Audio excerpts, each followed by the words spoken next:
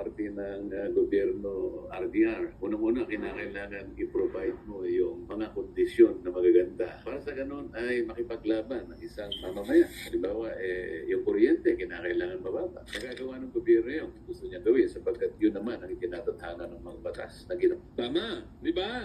Kayang-kayang gawin ng gobyerno. Bakit hindi magawa? Ang tanong.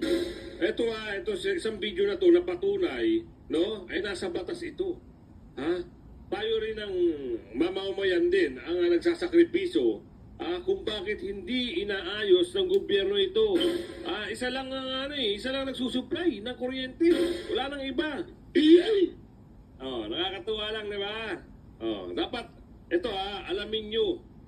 Ngayon pa lang dapat alam nyo na kasi kawawa pati mga apu-apuhan na natin ang magiging kawawa pag hindi naipasa yung batas na ito.